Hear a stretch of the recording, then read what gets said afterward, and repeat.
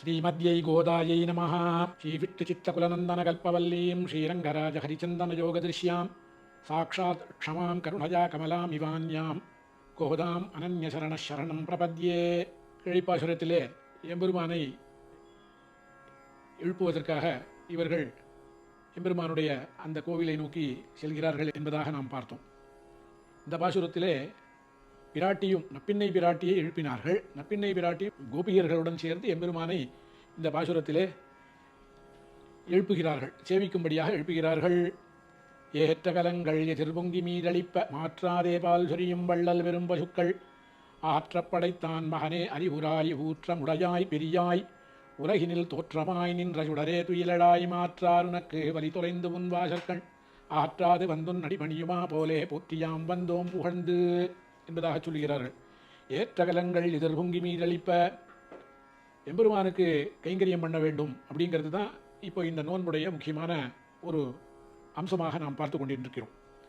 இதில் இந்த பாசுரத்தில் ஏற்ற கலங்கள் எதிர்பொங்கி மீதளிப்ப ஆச்சாரியனுடையதான பெருமையை இந்த பாசுரத்திலே சொல்லுகிறார்கள்.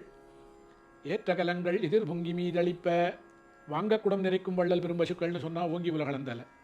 இங்கே ஏற்ற கலங்கள் எதிர்பொங்கி மீதளிப்ப பாத்திரத்திலேருந்து பொங்கி வழிகின்றது அந்த பசுக்கள்லாம்.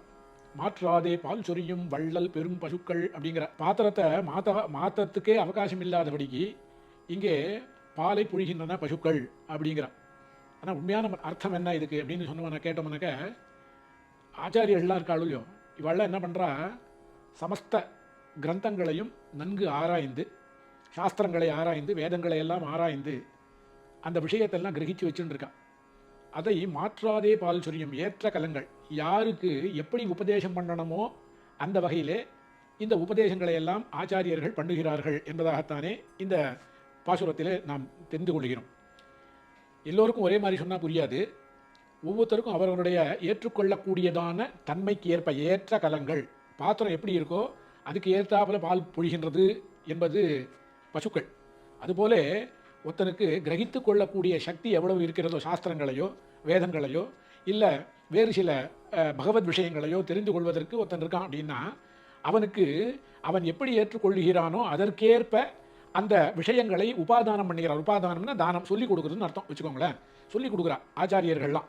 அப்போ எப்படின்னா, ஒருத்தர் கிரகிக்கிறாப்புல ஒருத்தர் கிரகிச்சிக்க மாட்டா, தெரிஞ்சிக்க மாட்டா. அப்போது எப்படின்னா, அவரவர்களுடைய தன்மைக்கு கிரகித்து கொள்ளக்கூடிய தன்மைக்கு ஏற்ப அந்த உபதேசம் அமைகிறது. எதிர்ப்பும் மாற்றாதே பால் சொரியும். அதற்காக தர்மசாஸ்திரங்களை விட்டு ஒருத்தனுக்கு கம்மியாக ஒருத்தன் கிரகிச்சுக்கிறான், இன்னொருத்தன் ஜாஸ்தியாக கிரகிச்சுக்கிறான்னாக்க விஷயத்தை விட்டு விடுறதில்ல. விஷயம் அதே தான், சொல்லக்கூடிய தன்மை இங்கே மாறுபடுகிறது. அந்த பாத்திரங்கள் போல, பாத்திரத்துக்கு ஏற்றாப்புல பால் பொழிகிறதோ அதே போல. ஆற்றப்படைத்தான் மகனே அறிவுராய் ஊற்றமுடையாய் பெரியாய். ஆற்றப்படைத்தான் ஊற்றமுடையாய் பெரியாய். ஆற்றப்படைத்தான் அப்படின்னாக்க பகவான் என்ன பண்ணுறார் அப்படின்னாக்க, எல்லோருக்கும் பண்ணக்கூடியதான அந்த அனுகிரகத்தை எம்பெருமான் செய்கிறான். ஊற்றமுடையாய் பெரியாய், ஊற்றமுடையாய் பெரியாய் அப்படிங்கிறார். வேதங்கள் பிரதிபாதிக்கின்றதான எம்பெருமான் அப்படிங்கிறது தான் இந்த பெரிய.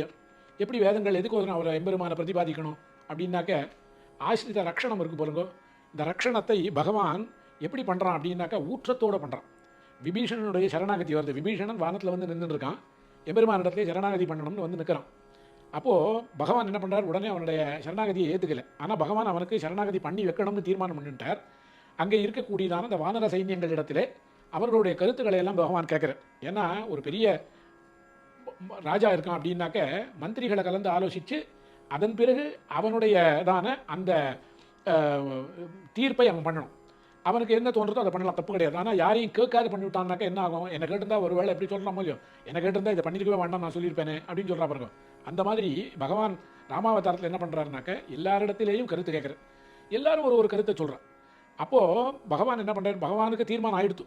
ஆஞ்சநேய சுவாமி கடைசியில் வந்து இவன் எப்படிப்பட்டவன்றதை எடுத்து சொல்கிறார். இதை முன்பே நம்ம பார்த்தோம்.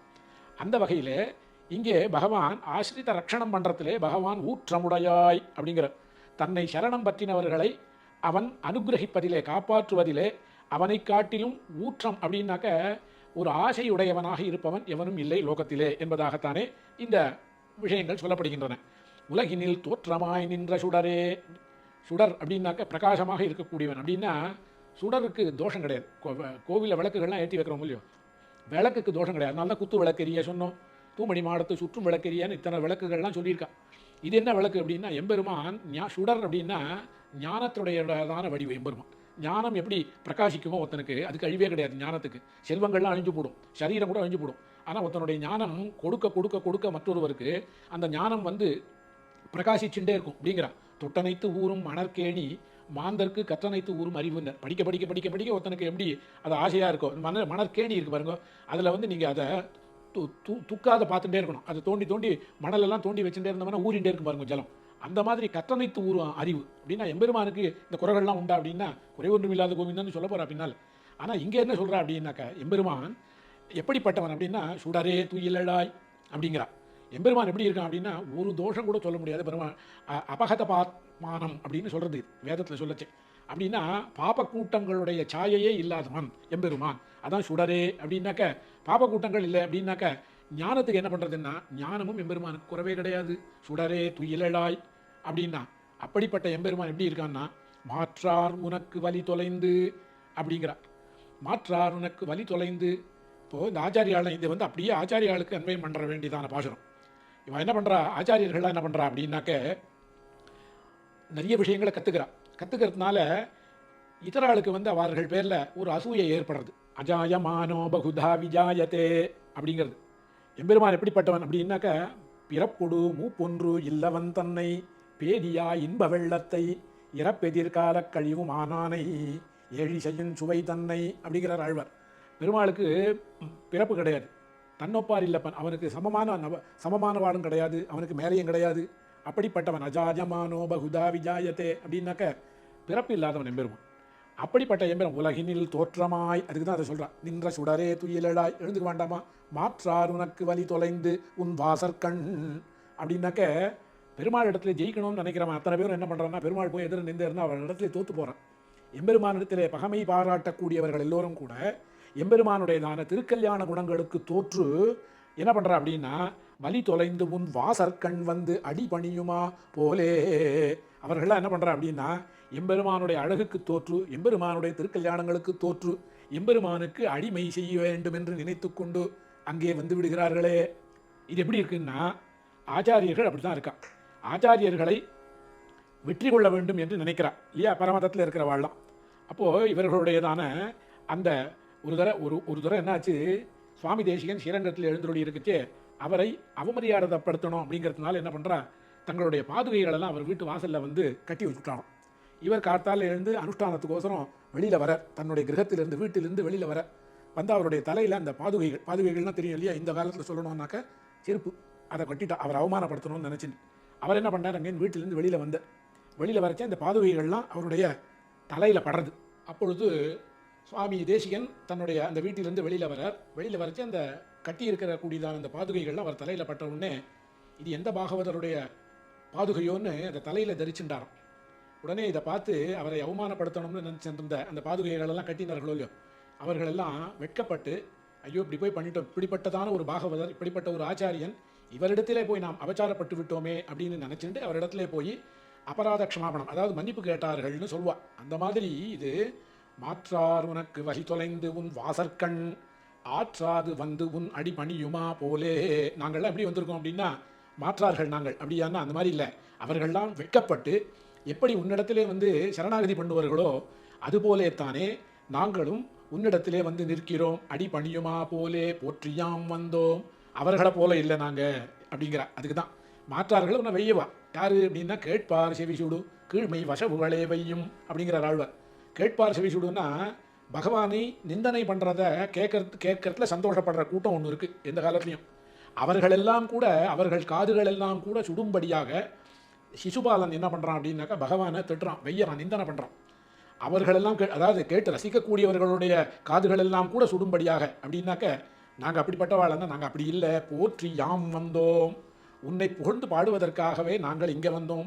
புகழ்ந்து அப்படின்னா உன்னுடைய நாமாக்களை சொல்லி உன்னை புகழ வேண்டும் என்பதற்காகத்தானே நாங்கள் இங்கே வந்திருக்கின்றோம். எங்களுக்கு இது யார் சொல்கிறா அப்படின்னா நப்பின்னை பிராட்டி எழுப்பினாலும் இல்லை போன பாசுரத்தில் நப்பின்னை பிராட்டியும் இவர்களுடன் சேர்ந்து எம்பெருமானை இந்த பாசுரத்திலே எழுப்பி எம்பெருமானுடையதான அனுகிரகத்தை பெற வேண்டும் என்பதற்காகத்தானே இவர்கள் எல்லோரும் அங்கே நின்று யாம் வந்தோம் புகழ்ந்து உன்னுடைய திருக்கல்யாண குணங்களை பாடுவதற்காகவும் அவைகளை புகழ்வதற்காகவும் நாங்கள் இங்கே வந்திருக்கிறோம் அப்படின்னு சொல்கிறார். எம்பெருமானை பாடுவதைக் காட்டிலும் எம்பெருமானுடைய நாமாவுக்கு மிகுந்ததான ஒரு பலம் உண்டு அப்படிங்கிறத ஆண்டாள் நிறைய இடத்துல சொல்கிறா இந்த திருப்பாவையில். ஏன்னா நிறைய முன்னாலே நம்ம பார்த்தோம், ஒவ்வொரு பாசுரத்தையும் 2 நாமாக்களை சொல்கிறா. அப்படின்னாக்க சகஸ்ரநாமம்ன்ற 1000 நாமம். 1000 நாமத்தில் 1000மும் நமக்கு தெரிய வேண்டாம், ஒரு நாமமாக தெரியட்டோமா அப்படின்னாக்க தான் அதுக்கு தான் சொன்னார் இல்லையா. ஈஸ்வர உபாச்ச அப்படிங்கிறது என்னன்னா, பரமசிவன் சொன்னாராம் என்ன, ஸ்ரீராம ராம ராமேதி ரமே ராமே மனோரமே சஹஸ்ரநாம தத்துல்யம் ராம நாமவரானனே அப்படிங்கிற. ஸ்ரீராம ராம ராமேதி ரமே ராமே மனோரமே அப்படின்னாக்க 1000 நாமம் அவனுக்கு தெரியணும்னு அவசியம் இல்லை.